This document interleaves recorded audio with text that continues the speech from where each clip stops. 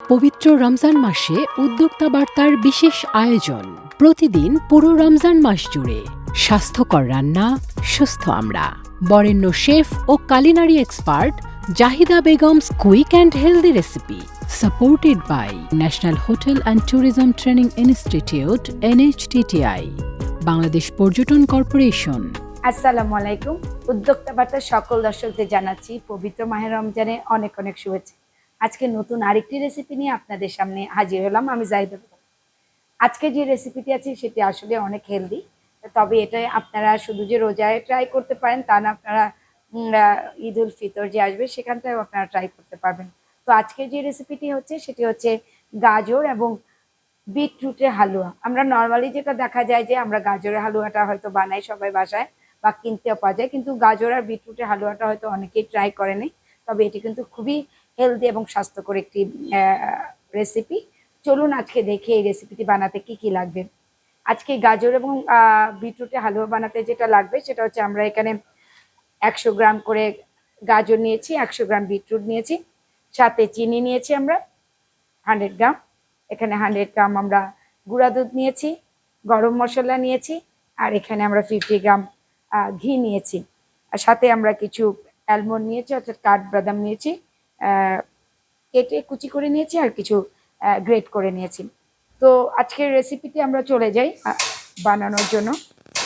আমরা ঘিটা দিয়ে দিয়েছি, যেটা বলছিলাম যে 50 গ্রামের মতো ঘি আছে। এখানটা আমরা বিটরুটটা দিয়ে দিয়েছি ঘিয়ের মধ্যে, আর গাজরটা দিয়ে দিয়েছি। এটা হিটটা একটু বাড়ানো থাকবে, নাহলে যেটা হবে যে এটা একটু পানি ছেড়ে দেবে, এটার যে টেস্ট আছে এটা হয়তো অতটা মজা লাগবে না। তো আমরা হিটটা বাড়িয়ে এটা নাড়বো। এটা খেতে খুবই খুবই টেস্টি, গাজর এবং বিটরুটের যে হালুয়াটা আছে। অর্থাৎ আমরা ততক্ষণ পর্যন্ত নাড়বো যতক্ষণ পর্যন্ত গাজর এবং বিটরুটের পানিটা যতক্ষণ পর্যন্ত না শুকাবে। তো যখন শুকিয়ে যাবে তখন আপনারা দেখতে পাবেন যে এর মধ্যে ঘিটা একটু দেখা যাবে, অর্থাৎ পানিটা শুকিয়ে যাবে এবং ঘিটা একটু আলাদা করে দেখা যাবে। যেখানটা আপনারা যদি দেখেন যে এই যে ঘিটা দেখা যাচ্ছে, অর্থাৎ গাজরের বিটরুটটা আমরা যেটা করেছিলাম সেটা হচ্ছে গ্রেট করে বিটরুটটা এবং গাজরটা আমরা একটু পানিটা ঝরিয়ে নিয়েছি। আপনারা চাইলে একটুখানি মুছে নিতে পারেন, অর্থাৎ কোনো একটা কাপড় দিয়ে পানিটা ঝরিয়ে নিতে পারেন। এবার আমরা এর মধ্যে চিনি দিচ্ছি। যদি কেউ চিনি কম খেতে চান সেটা চিনিটা কম দিতে পারে।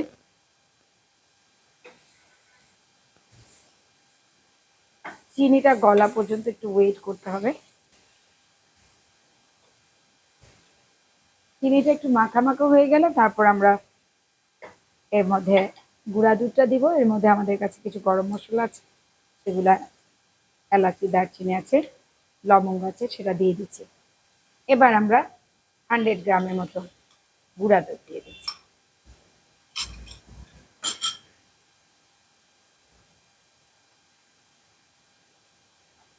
দেখেন দর্শক মন্ডলী, হালুয়াটা কি সুন্দর হয়ে গেছে, কালারটাও সুন্দর হয়েছে এবং ডেফিনেটলি এটার টেস্টটাও অনেক অনেক ভালো আসে যারা বাসায় বানাতে চান।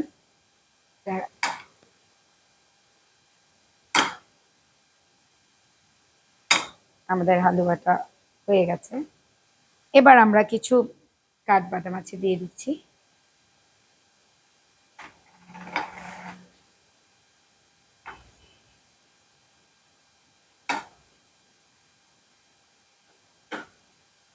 সো দর্শক মন্ডলী, আমাদের তৈরি হয়ে গেল গাজর এবং বিটরুটের হালুয়া, যেটা খুবই সুস্বাদু এবং খুবই হেলদি এবং খুবই সহজভাবে এটা বানানোটাও অনেক সহজ।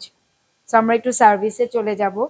আপনারা ইচ্ছা করলে একটুখানি প্লেটে রেখে বিভিন্ন কাটার দিয়ে সার্ভিস করতে পারেন। একটু হালকা একটু ঠান্ডা হওয়া পর্যন্ত ওয়েট করতে হবে।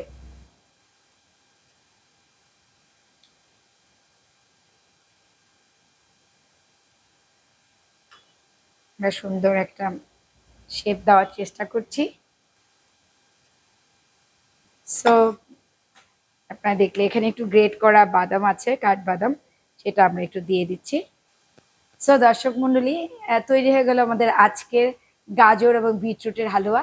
আশা করছি আপনারা এই রেসিপিটি বাসায় চেষ্টা করবেন, ট্রাই করবেন, এবং এই হেলদি রেসিপিটি আপনাদের জন্য ডেফিনেটলি অনেক ভালো হবে এই রোজাতে। সবাইকে অনেক অনেক ধন্যবাদ। Supported by National Hotel and Tourism Training Institute, NHTTI, Bangladesh Porjoton Corporation.